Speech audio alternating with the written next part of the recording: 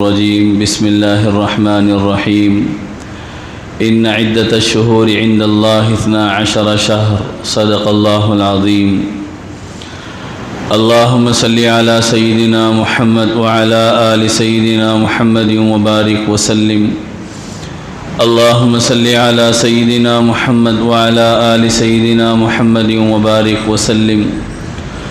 اللهم صل على سيدنا محمد وعلى آل سيدنا محمد وبارك وسلم۔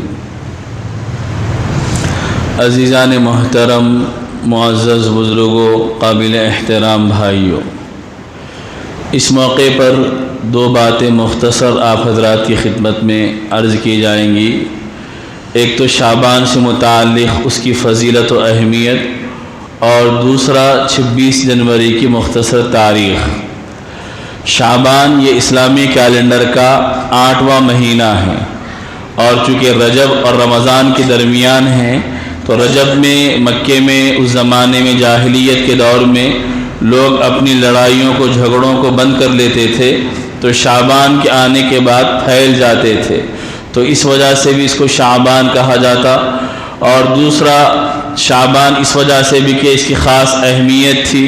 اللہ کے نبی صلی اللہ علیہ وسلم نے اس کو بیان فرمایا۔ تو شعبان یہ 8واں مہینہ ہے، اور رمضان کی گویا کہ استقبال کا مہینہ ہے، رمضان کے آنے کی تیاری کرنا اور رمضان کے نظام العمل کو بنانے کا مہینہ ہے،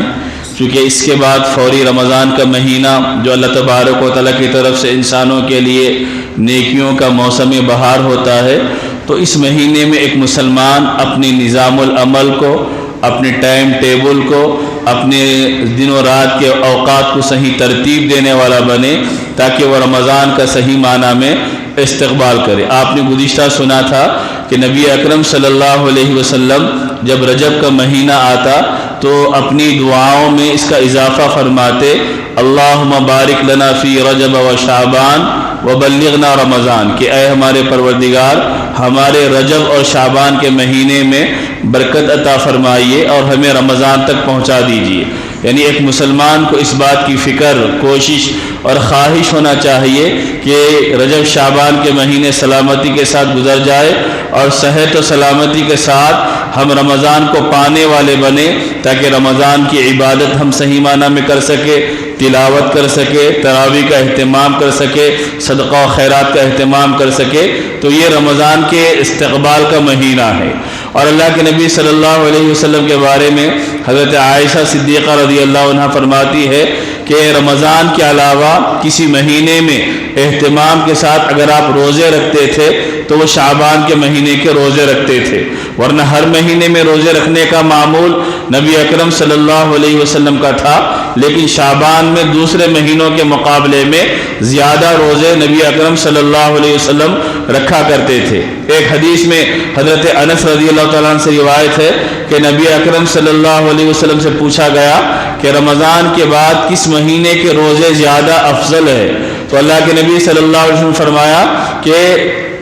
شعبان کے روزے یہ رمضان کے احترام میں رکھنا چاہیے، اس کی تیاری کے واسطے رکھنا چاہیے۔ اسی وجہ سے حدیث میں دو طرح کی چیزیں ہیں، ایک یہ ہے کہ شعبان کے شروع میں اللہ کے نبی روزے رکھا کرتے تھے، اور شعبان کے آخر میں روزے چھوڑ دیتے تھے۔ اس کی وجہ یہ بیان کی گئی کہ شعبان کے شروع میں روزے یہ رمضان کی تیاری ہے، اور شعبان کے آخر میں روزے چھوڑ دینا یہ بھی رمضان کی تیاری ہے، تاکہ مسلسل روزے رکھنے کی وجہ سے کمزوری نہ ہو جائے جو رمضان کے لیے خلل کا ذریعہ بنے، اور رمضان کے لیے مشقت کا ذریعہ نہ بنے۔ اس وجہ سے دونوں طرح نبی اکرم صلی اللہ علیہ وسلم شعبان میں روزوں کا اہتمام فرماتے تھے۔ ایک حدیث میں نبی کریم صلی اللہ علیہ وسلم سے پوچھا گیا کہ آپ شعبان کے روزے بہت اہتمام سے رکھتے ہیں، اس کی وجہ کیا ہے؟ تو اللہ کے نبی نے فرمایا کہ شعبان وہ مہینہ ہے کہ جس میں انسانوں کے اعمال اللہ کی بارگاہ میں پہنچتے ہیں، تو میں چاہتا ہوں کہ میرے اعمال اس حال میں پہنچے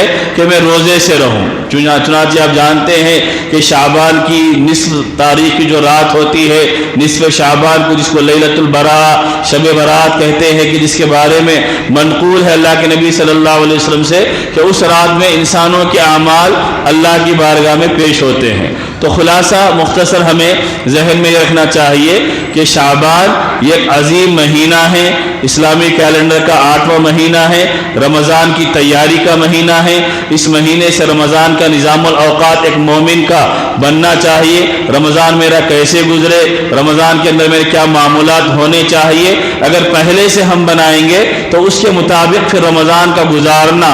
اور رمضان کا اہتمام کرنا اور رمضان کے اندر اعمال کو انجام دینا آسان ہوگا۔ یہ ایک بات اس موقع پہ ہم لوگوں کو ذہن میں رکھنی چاہیے۔ دوسری بات، چونکہ آگے 2-3 دن کے بعد یوم جمہوریہ 26 جنوری آنے والی ہے، اس سے متعلق بھی ہم وقتاً فوقتاً کچھ نہ کچھ سنتے رہتے ہیں، لیکن اس وقت بہت زیادہ ضرورت ہے کہ ہمارے مسلمان بالخصوص نوجوان ہماری اس تاریخ کو جاننے والے بنے، ہمارے بزرگوں کی قربانیوں کو معلوم کرنے والے بنے کہ کن قربانیوں کے نتیجے میں آج یہ دن اس ملک کے رہنے والے انسانوں کو دیکھنے کو مل رہے ہیں۔ اگر ہمارے بزرگوں نے، ہمارے آباء و اجداد نے، ہمارے اسلاف و اکابر نے اس زمانے میں قربانیاں نہ دی ہوتی اور انگریزوں سے مقابلہ نہ کیا ہوا ہوتا تو معلوم نہیں کہ آج یہ آزادی کے خوشی اور مسرت کے دن انسانوں کو ملتے بھی یا نہیں ملتے، اور اسی طرح غلامی کی زنجیروں میں انسان جکڑے ہوئے ہوتے۔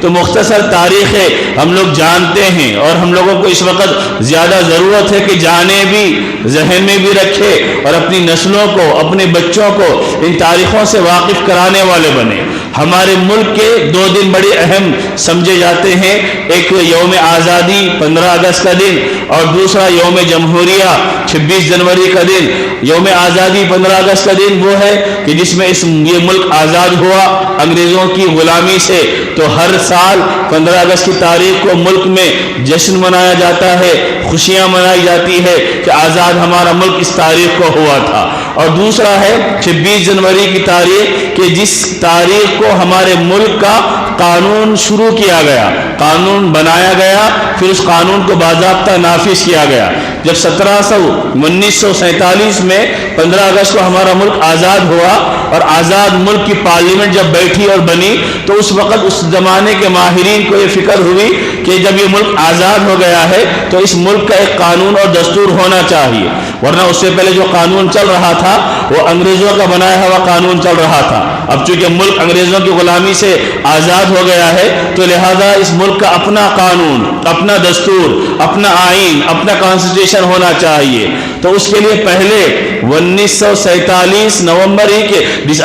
اگست کے آخر میں 1947 اگست کے آخر میں باضابطہ پارلیمنٹ میں بات طے پائی کہ کچھ لوگوں کو منتخب کیا جائے۔ تو اس زمانے میں جو ماہرین تھے ان لوگوں کو منتخب کیا گیا، 7 افراد کی بعد میں کمیٹی بنائی گئی کہ جس کے ذمہ دار اور نگران ڈاکٹر امبیڈکر صاحب کو بنایا گیا تاکہ وہ لوگ پورے دنیا کے قوانین کا، آئین کا جائزہ لے کر اس ملک کا دستور اور قانون ایسا بنائے کہ جس میں اس ملک کے رہنے والے سارے شہریوں کو، سارے باشندوں کو یکساں حقوق ملے اور جینے کا موقع فراہم ہو۔ تو ان لوگوں نے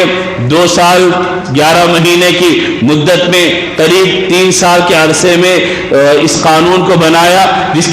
قانون کو بنانے میں اس زمانے میں 1 کروڑ روپے خرچ ہوئے۔ اس خرچے کے ساتھ اس کمیٹی نے قانون کو بنایا، ہر دفعہ ہر شق کے اوپر بحثیں ہوتی، بحث ہونے کے بعد پھر اس کو لکھا جاتا اور اس کو سوچا، اس کے اوپر جائزہ لیا جاتا۔ اس وقت اس جو قانون ساز کمیٹی تھی اور وہ جو قانون بنانے، دستور بنانے کے جو منتخب افراد تھے، اس میں اس زمانے کے علماء بھی تھے جو ممبر آف پارلیمنٹ تھے، جیسے مولانا حفظ الرحمان سیوہاروی رحمۃ اللہ علیہ تھے، تو اس زمانے میں جمعیت علماء کے جنرل سیکریٹری بھی تھے اور ممبر آف پارلیمنٹ بھی تھے، وہ بھی اس قانون بنانے کی کمیٹی کے ممبر تھے۔ حضرت موہانی رحمۃ اللہ علیہ وہ بھی اس کے ممبر تھے، مولانا ابوالکلام آزاد رحمۃ اللہ علیہ وہ بھی اس کے ممبر تھے، اور بھی بعض لوگوں نے اس سے زیادہ 28 نام اور وہ بہت سے نام نقل کیے ہیں جو اس زمانے میں جو بڑی کمیٹی کام کر رہی تھی اس کمیٹی کے ممبر تھے، اور وہ لوگ باضابطہ ہر شق پر، ہر دفعے پر بحث کرتے، اور جب تک وہ قانون، وہ شق سارے انسان اور باشندوں کے لیے سہولت اور اطمینان بخش نہ ہوتی اس کو پاس کرنے کا موقع نہیں دیتے۔ یہ اس زمانے کا پھر دستور بنا، اور جب دستور قریب 3 سال کے عرصے میں تیار ہوا، تو پھر اس کو دسمبر 1949 کے اندر پیش کیا گیا۔ پیش کرنے کے بعد پارلیمنٹ میں منظور کیا گیا۔ پھر 26 جنوری 1950 26 جنوری کو اس قانون کو اس ملک کے لیے اندر نافذ کر دیا گیا کہ اب یہ ملک چلے گا، یہاں کے لوگوں کو جو حقوق ملیں گے تو اس قانون کی روشنی میں، اس دستور کی روشنی میں حقوق ملیں گے۔ اس کا پریامبل جو دیباچہ ہے بہت مشہور ہے، آپ نے جو پڑھے لکھے ہیں یا نہیں ہے، ہر کوئی اس کو دیکھ سکتا ہے، ہر زبان میں اس کا ترجمہ کیا ہوا ہے۔ اگر آپ اس کا پریامبل اور دیباچہ پڑھیں گے تو اس میں بنیادی طور پر جو عہد لیا گیا ہے وہ 4 باتوں کا عہد لیا گیا ہے۔ پہلا عہد لیا گیا ہے کہ یہ ملک میں عدل و انصاف کیا جائے گا، کسی کے ساتھ زیادتی کا معاملہ نہیں کریں گے، کسی کے ساتھ حق تلفی کا معاملہ نہیں کریں گے، عدل کا معاملہ ہوگا، انصاف کا معاملہ ہوگا، سماجی عدل ملے گا، معاشی عدل ملے گا، مذہبی عدل ان کو ملے گا، ہر اعتبار سے وہ عدل کے ساتھ رہیں گے۔ دوسرا ہے اس کے اندر جو اس دستور کا پہلا دیباچے میں بیان کیا گیا ہے، آزادی، جس میں خیال کی آزادی، مذہب کی آزادی، عقیدے کی آزادی، ہر طرح کی آزادی، کوئی کسی پہ دباؤ نہیں ڈال سکتا، ہر مذہب والا اپنے مذہب پر عمل کرنے میں پورا با اختیار ہے، اس کو کسی طرح روکا نہیں جا سکتا، اس کے اوپر کسی طرح کی پابندیاں عائد نہیں کی جا سکتی۔ اور اس کے بعد پھر ہے مساوات، برابری کا معاملہ کرنا، کسی کے ساتھ کمی اور زیادتی کا معاملہ نہیں ہونا۔ اور چوتھے نمبر پر ہے کہ اخوت، اس ملک کے رہنے والے سارے شہری، چاہے وہ ہندو ہو، مسلمان ہو، دیگر مذاہب کے ماننے والے ہو، سب مل کر رہیں گے اور اس ملک کو ترقی دلائیں گے، پروان چڑھائیں گے۔ یہ اس دستور کا پہلا حصہ ہے کہ جس میں ہر اس دستور ملک کا رہنے والا گویا کہ عہد کرتا ہے۔ اگر جس دن 26 جنوری کا جشن ملک میں منایا جاتا ہے، ملک کی جمہوریت کا اور دستور کے بننے کا جشن منایا جاتا ہے، تو جشن منانے والوں کو سب سے زیادہ اس کی ضرورت ہے کہ وہ اس دستور کی رعایت کرنے والے بنے۔ یہ دستور یہاں کے لوگوں کے ساتھ عدل کا معاملہ کرنے کا حکم دیتا ہے، یہاں کے لوگوں کے ساتھ مساوات کا معاملہ کرنے کا حکم دیتا ہے، یہاں کے لوگوں کے ساتھ آزادی کا معاملہ کرنے کا حکم دیتا ہے، یہاں کے لوگوں کے ساتھ اخوت کا معاملہ کرنے کا حکم دیتا ہے۔ اگر دستور کی دہائی دی جائے اور دستور پر عہد لیا جائے اور اپنے اس ملک کے حکمراں ہونے کا عہد لیں گے دستور کے اوپر ہاتھ رکھ کر کہ ملک کو صحیح چلائیں گے، لیکن اس کے بعد پھر اس کی رعایت نہیں کریں گے، لوگوں کے ساتھ دو طرفہ سلوک اور برتاؤ کیا جائے گا، مسلمانوں کے ساتھ غلط سلوک اور غلط برتاؤ کیا جائے گا، نہ ان کے ساتھ عدل ہوگا، نہ ان کو آزادی دی جائے گی، نہ مساوات دی جائے گی، نہ بھائی چارے میں شریک کیا جائے گا، تو آپ اندازہ لگائیے کہ اس ملک کے دستور کی توہین کرنے والے وہ بنیں گے، اس ملک کے قانون کو حقیقت میں اہمیت نہیں دینے والے بنیں گے جب ملک کا قانون یہ بتاتا ہے۔ تو یہ تو ہو گیا یوم جمہوریہ کے موقع پہ جو قانون بنا اس کی تھوڑی سی تاریخ، لیکن اس موقع پر جو ضرورت اور جو سب سے زیادہ اہمیت ہے وہ اس بات کی بھی ہے کہ اس ملک کا یہ جو دن ملا ہے انسانوں کو، ریپبلک ڈے، یوم جمہوریہ ملا ہے کہ جس میں خوشی سے پرچم لہرائے جا رہے اور قانون بننے کی خوشی منائی جا رہی ہے۔ تھوڑا یہ بھی دیکھنے والے بنے کہ کن مرحلوں سے گزرنے کے بعد اس ملک کے لوگوں کو آزادی کی چین اور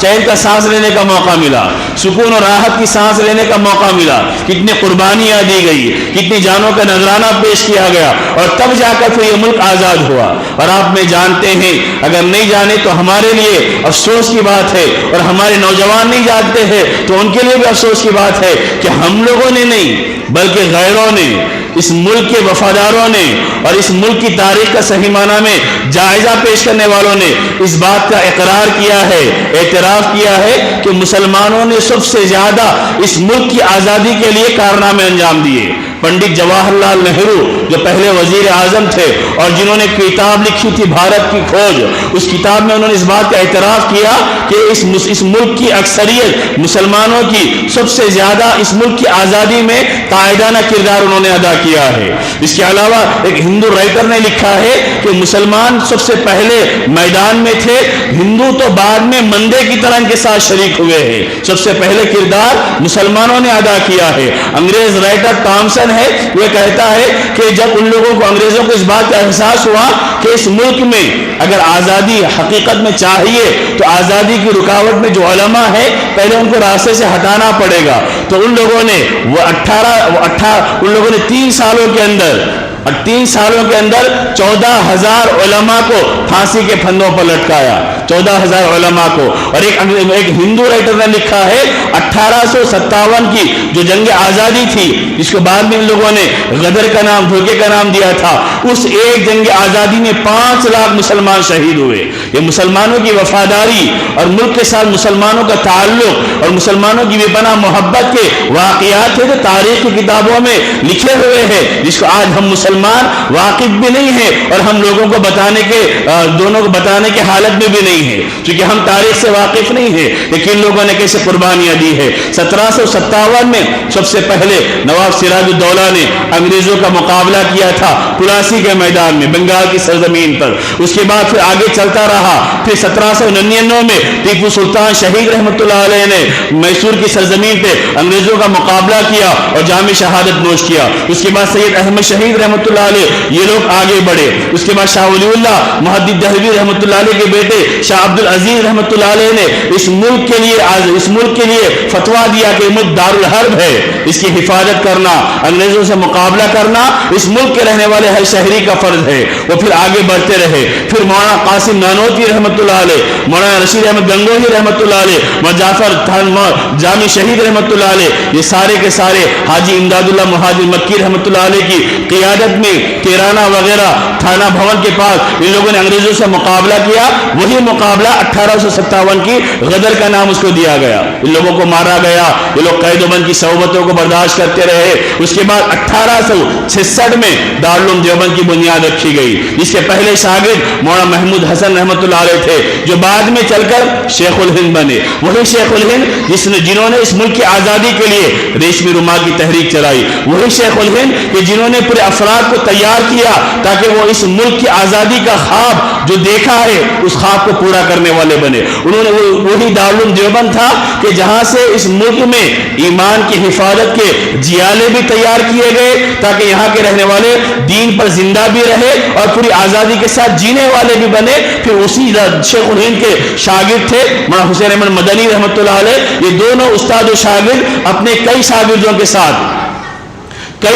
کے ساتھ ان لوگوں کو مالٹا کی جیل میں ڈالا گیا. مالٹا کی جیل میں تقریباً یہ لوگ 3 سال کا عرصہ انہوں نے مالٹا کی جیل میں گزاری. شیخ الہند رحمۃ اللہ علیہ, مولانا محمود حسن جن کو کہا جاتا ہے مکہ گئے تھے, وہاں سے شریف مکہ جو تھا وہ انگریزوں سے مل گیا اور اس نے ان لوگوں کو گرفتار کروایا. بہرحال ہوتے ہوتے وہ مالٹا کی جیل میں پہنچے اور اتنی سخت ترین سزائیں وہاں کی تھی اور ایسا ماحول کہ مولانا حسین احمد مدنی رحمۃ اللہ علیہ نے اپنی کتاب میں لکھا ہے کہ اتنی سردی اس علاقے میں پڑتی تھی کہ رات کے اندر باہر نکلنا اور بلانکٹ وغیرہ سے کمبل سے اپنا منہ نکالنا انتہائی مشکل تھا. لیکن اس کے باوجود بھی یہ اللہ والے جو انسانوں کے لیے تڑپتے تھے اور اس ملک کی آزادی کے لیے اللہ کے سامنے روتے تھے. شیخ الہند کے بارے میں ہے کہ وہ رات ان کا معمول تھا 3 سال وہ مالٹا کی جیل میں رہے, روزانہ 1:15 بجے رات کو اٹھتے تھے, اس سخت ترین سردی کی حالت میں وضو کرتے تھے اور ساری رات کا آدھا حصہ تہجد میں روتے ہوئے اللہ کے سامنے گزارتے تھے. وہ دن میں میدان میں محنت کرنے والے لوگ تھے اور رات میں اللہ کے سامنے رو کے انسانوں کی نجات کے لیے, کامیابی کے لیے, بھلائی کے لیے, آزادی کے لیے رونے والے لوگ تھے. ان لوگوں کے آنسو بہے ہیں, انہوں نے اپنی جانوں کا نذرانہ پیش کیا ہے, تب جا کے اللہ تبارک و تعالیٰ نے یہ دن انسانوں کو, اس ملک کے رہنے والے لوگوں کو عطا فرمائے ہیں. اور تاریخ سے ساری چیزوں کو نکال دیا گیا اور تاریخ سے ساری چیزوں کو فراموش کر دیا گیا. بعض علماء نے یہ بھی واقعہ لکھا ہے کہ جب شیخ الہند رحمۃ اللہ علیہ کا انتقال ہوا اور انتقال کے بعد ان کو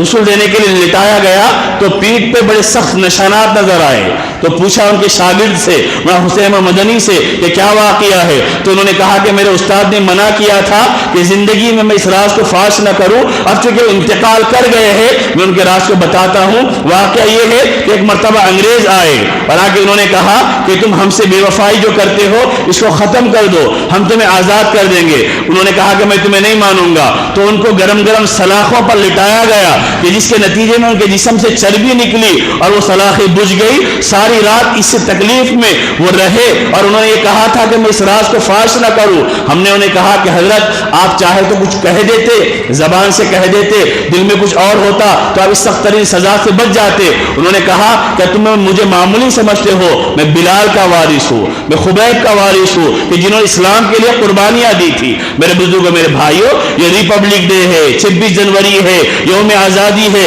یہ ایسے ہی ایک تشت میں خوبصورت شکل میں نہیں پیش کیا گیا کہ تحفہ ہے, ہدیہ ہے, اس کو تم رکھ لو, یہ گفٹ ہے, اسے تم قبول کر لو. اس کے پیچھے 200 سال کی لمبی جد و جہد ہے, لمبی قربانیاں ہیں. مولانا ابوالکلام آزاد رحمۃ اللہ علیہ کہ جن کو ہم ایک معمولی 26 جنوری آ گئی یا 15 اگست آ گئی تو بعد لوگ یہ ہے کہ ان کی تصویر پہ مالا چڑھا دیں گے, پھول ڈال دیں گے, یہ سمجھتے ہیں. لیکن وہ ابوالکلام آزاد جو اپنی پوری زندگی اس ملک کی سلامتی کے لیے, یہاں کے رہنے والے سارے لوگوں کے, صرف مسلمانوں کے لیے نہیں, سارے لوگوں کی باہمی محبت کو برقرار رکھنے کے لیے وہ آخری سانس تک تڑپتے رہے, وہ آخری سانس تک کوششیں کرتے رہے. ابوالکلام آزاد صرف ایک پولیٹیشین نہیں تھے, ایک سیاسی لیڈر نہیں تھے, وہ راتوں کو اٹھ کے اللہ کے سامنے والے رونے والے عابد عبادت گزار بھی تھے. وہ قرآن کی تفسیر میں, قرآن کی تلاوت میں اتنا محو ہو جاتے تھے کہ رات رات قرآن کی تلاوت کرتے تھے. اور انہوں نے قرآن کریم کی تفسیر لکھی, نبی کی سیرت لکھی اور اسلام کے مختلف موضوعات پہ کتابیں لکھی. یہ ایسے عجیب و غریب لوگ تھے جو اگر ایک طرف اللہ اور دین سے رشتہ اپنا مضبوط رکھے ہوئے تھے تو دوسری طرف اس ملک کی سلامتی کے لیے اپنی صلاحیت کو, اپنی طاقت کو, اپنی فکر کو, اپنی کوشش کو لگا کر آخر دم تک لگے ہوئے رہے یہ لوگ. تو آج ہمارے لیے, مسلمانوں کے لیے خاص طور پر اس کی ضرورت ہے کہ یہ دن جب آتے ہیں تاریخ کے, تو ان تاریخی دنوں میں ہم اپنے بزرگوں کے واقعات کو پڑھنے والے بنے. آج آپ یہ جانتے ہیں کہ ڈیموکریسی میں 4 چیزیں پلر سمجھی جاتی ہے, ستون سمجھی جاتی ہے, لیکن آج وہ 4 چیزیں بھی انتہائی کمزور پڑی ہوئی ہے. پارلیمنٹ اس کا ایک حصہ ہے, گورنمنٹ اس کا ایک حصہ ہے, میڈیا اس کا ایک حصہ ہے, جوڈیشریٹ اس کا حصہ ہے, عدلیہ اس کا حصہ ہے. نہ حکومتیں اپنے نظام چلانے میں منصف ہے, نہ ارکان پارلیمنٹ اپنے نظام چلانے میں, اپنے لوگوں کے ساتھ برتاؤ کرنے میں خیرخواہ ہے, نہ میڈیا اپنا صحیح کردار ادا کر رہا ہے. اس وقت کا میڈیا بکا ہوا میڈیا ہے جس کے پاس کام ہے تو صرف مسلمانوں کے خلاف لوگوں کو بھڑکانا, ان کے ذہنوں کو منتشر کرنا, مسلمانوں کی خدمات کے اوپر پانی پھیرنا, مسلمانوں کے معمولی واقعے کو بڑا کر کے پیش کرنا اور ان کے بڑے بڑے واقعوں کو دبا دینا. اس انداز میں ملک چل رہا ہے. تو یہ یوم جمہوریہ اس جب آتا ہے 26 جنوری کا دن, تو ملک کے ایوانوں میں جینے والے اور ملک کی کرسیوں پر بیٹھے ہوئے حکومت کے دعوے کرنے والے لوگوں کو پیغام دیتا ہے کہ تم اس ملک کے قانون بنانے والوں کے جو جذبے تھے, جو خیالات تھے, جو احساسات تھے, ان کی قدر کرنے والے بنو. اس ملک کی خوبصورتی اس میں ہے کہ یہاں سب مل کر محبت کے ساتھ رہیں گے. یہ ملک پروان کرے گا, سب ترقی کرے گا, آگے بڑھے گا. اگر اس ملک کو ایک حصے سے بانٹنا چاہیں گے اور کچھ لوگوں کے ساتھ ناانصافی کا سلوک کرنا چاہیں گے تو یہ ملک ترقی نہیں کرے گا. کہنے والے نے کہا تھا, جب گلستان کو خون کی ضرورت پڑی سب سے پہلے ہماری ہی گردن کٹی. اب یہ کہتے ہیں ہم سے یہ اہل چمن, یہ چمن ہے ہمارا تمہارا نہیں. سب سے پہلے ہم لوگوں نے گردن کٹائی ہے. پتا پتا بوٹا بوٹا حال ہمارا جانے ہے, جانے ہی نہ جانے, گل ہی نہ جانے, گلشن تو سارا جانے ہے. اس زمین کا ہر ذرہ اس بات کی گواہی دے گا کہ مسلمانوں نے اس ملک سے وفاداری کی ہے, کرتے ہیں اور کرتے رہیں گے. کیونکہ ہم اس ملک سے پہلے بھی محبت کرتے تھے, ہمیشہ کریں گے, اور اس کی تعمیر و ترقی کے لیے جو تقاضے ہوں گے مسلمان ان تقاضوں کو پورا کرنے والے بنیں گے. تو بہرحال 2 باتیں آپ کے سامنے ذکر کی گئی, ایک شعبان کی تھوڑی سی فضیلت اور عظمت, اور دوسرا یوم جمہوریہ کیا ہے, اس کی تاریخ کو ہم پڑھے, ریپبلک ڈے کیا ہے, اس کو کیا کہتے ہیں اور اس کی کیا حقیقت ہے, ملک کس طرف جا رہا ہے اور اس کا قانون خود کیا بتاتا ہے کہ ملک کس طرف جانا چاہیے. ہم پڑھیں گے, جانیں جانیں گے, معلومات ہمارے پاس رہیں گی, تو ہم اپنی بات کو اچھے انداز میں پیش کرنے کے بھی قابل بنیں گے. اور سب سے بڑی چیز کہ ہمارے بزرگوں کے کارنامے انشاءاللہ ہم اپنی نسلوں تک پہنچانے والے بنیں گے. کہ جن لوگوں نے مولانا فضل حق خیر آبادی, تمام مکاتب فکر, مختلف مکاتب فکر کے لوگ بھی اس میں جمع ہوئے, چاہے وہ بریلوی مکتب فکر کے اہل سنت جن کو کہتے ہیں وہ ہو, یا اہل حدیث علماء ہو, وہ بھی اس کارواں میں شریک ہوئے, اور انہوں نے بھی آزادی کے لڑائی لڑنے میں اپنا کردار ادا کیا. چاہے مولانا فضل حق خیر آبادی ہو, یا جعفر تانسیری رحمۃ اللہ علیہ ہو, یا نذیر حسین رحمۃ اللہ علیہ ہو, ان سب نے مل کر اس ملک کی آزادی کے لیے جد و جہد کی ہے. تاریخ کو محفوظ رکھنا ہمارا کام ہے. آج ہم تاریخ کو محفوظ نہیں رکھیں گے تو آنے والی نسلیں بالکل بے خبر لا علم ہو کر مرعوبیت کے ساتھ اور احساس کمتری کے ساتھ جینے والی بنے گی. دعا فرمائے کہ اللہ تبارک و تعالی کہنے سننے سے عمل کی توفیق عطا فرمائے. وآخر دعوانا الحمدللہ رب العالمین.